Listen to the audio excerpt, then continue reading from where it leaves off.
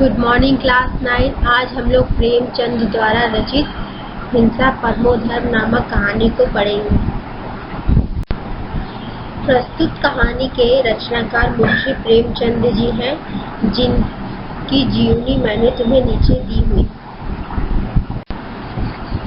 प्रस्तुत कहानी में प्रेमचंद जी ने हिंसा परमो धर्म नामक कहानी में यह बताया है। सबसे पहले तो हिंसा परमो धर्म, इस कहानी का नाम उन्होंने व्यंग्यपूर्ण रखा है। व्यंग्यपूर्ण मतलब मजाक करना। हिंसा परमो धर्म का मतलब होता है कि हिंसा ही सबसे बड़ा धर्म है। क्या सच में हिंसा सबसे बड़ा धर्म है? बिल्कुल भी नहीं।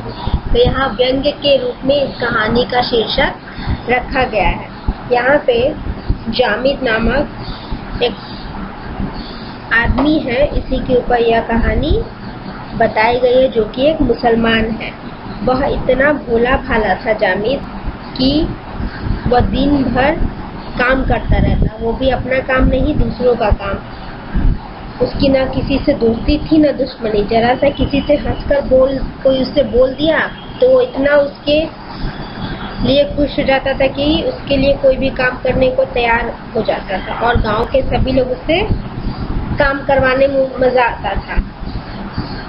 गांव में कोई भी बीमार पड़ जाए तो फट से जाके हकीम के घर चला जाए और किसी भी जड़ी बूटी के तलाश में मंजिलों की खाक छान आए, और गरीबों पर अत्याचार होते हुए वह नहीं देख सकता था।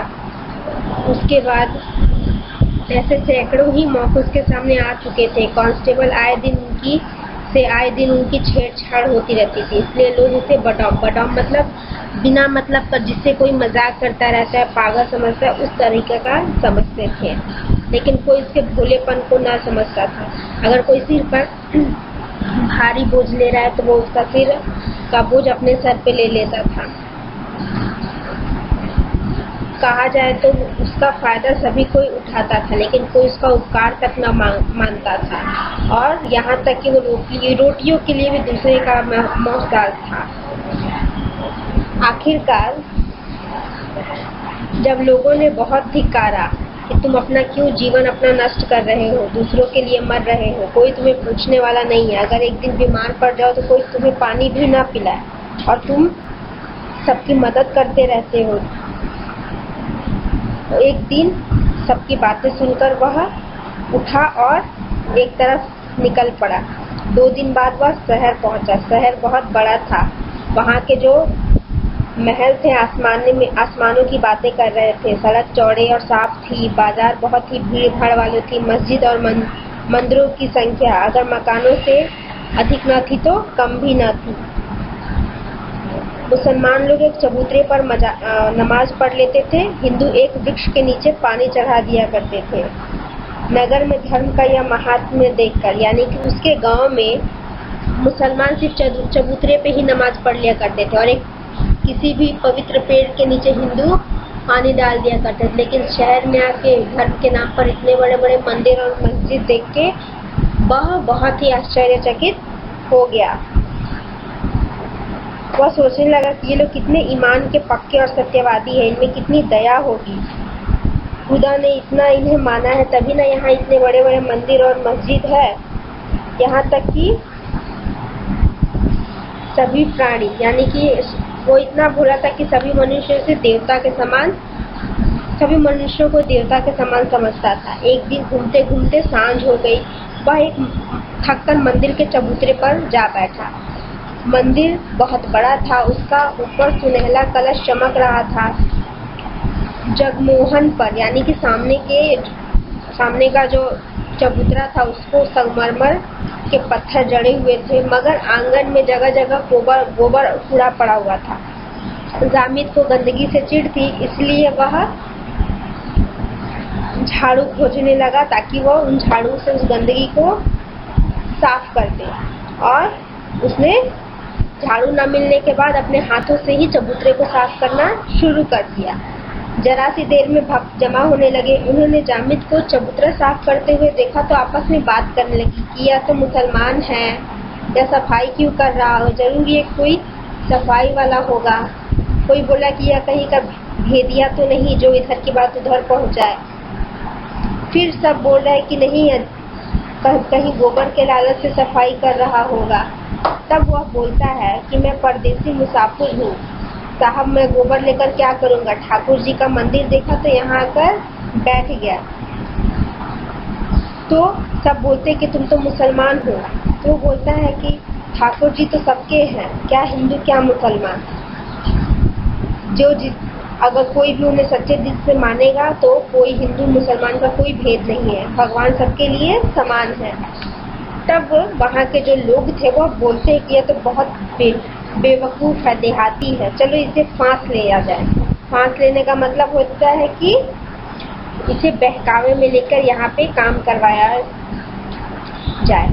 और अचानक से सब उसे अच्छा बोल के उसे फांस लेते हैं और उसका आदर सत्कार होने लगा। उसे एक मकान भी मिला जो कि काफ़ी हवादार था और दो वक्त उत्तम यानी अच्छे खाने भी मिलने लगे और 2-4 आदमी हरदम उसे घेरे रहते। जामिद को भजन खूब याद था और गला भी अच्छा था। वह रोज जाकर मंदिर में कीर्तन भी करने लगा और उसके कीर्तन का लोगों पर बहुत असर पड़ता। लोग उसके संगीत के स्वर के मूड के कारण मंदिर में आने लगे और सबको यह विश्वास होने लगा कि यह मुसलमान होकर इतना अच्छा कीर्तन करता है, जरूर इसे भगवान ने शिकार चुनकर भेजा है। एक दिन मंदिर में बहुत से आदमी जमा हुए। आंगन में फर्श बिछाया गया, जामिद का सिर मुड़ा दिया गया, नए कपड़े पहनाए गए, हवन हुआ, जामिद के हाथों से मिठाई बंटवाई गई और वह अपने आश्रयदाताओं की उदारता और धर्मनिष्ठा का भी कायल हो गया था। ये लोग कितने सज्जन हैं, मेरे जैसे फटेहाल परदेशी को उन्होंने घर दिया, कपड़ा दिया, खाना दिया। इसलिए वह सबका बहुत ही ज़्यादा कृतज्ञ हो गया था, क्योंकि जामिद को जीवन में कभी इतना सम्मान न मिला था। क्योंकि वहाँ सब उसे बडौम कहते थे, लेकिन यहाँ पर वह सबका सिमसौर यानी सब में प्रसिद्ध हुआ था।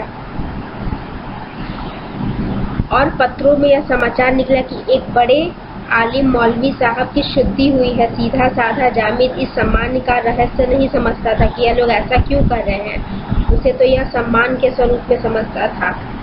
वह नित्य रोज पूजा करता, भजन गाता, इसके लिए वह कोई नई बात न थी, लेकिन लोगों में यह चर्चा का विषय हो गया था। वह अपने गांव में भी बराबर सत्यनारायण भगवान की पूजा करवाता रहता था। अंतर यही था कि देहात में इसका कोई मोल न था और शहर में लोग इसे चर्चा का विषय बना दिए थे। एक दिन जामिद कई भक्तों के साथ बैठा हुआ पुराण पढ़ रहा था, तो देखता क्या, सामने एक सड़क पर एक बलिष्ठ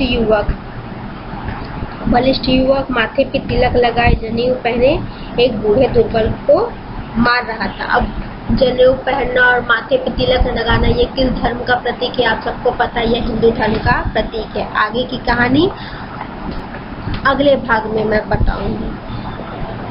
अब होमवर्क के लिए आप लोग जितना तक मैंने पढ़ाया है उसमें के कठिन शब्दों को चुनोगे और व्याख्या के लिए जो भी तुम्हें महत्वपूर्ण लगे उन लाइनों को रेखांकित करोगे, यानी कि अंडरलाइन करोगे।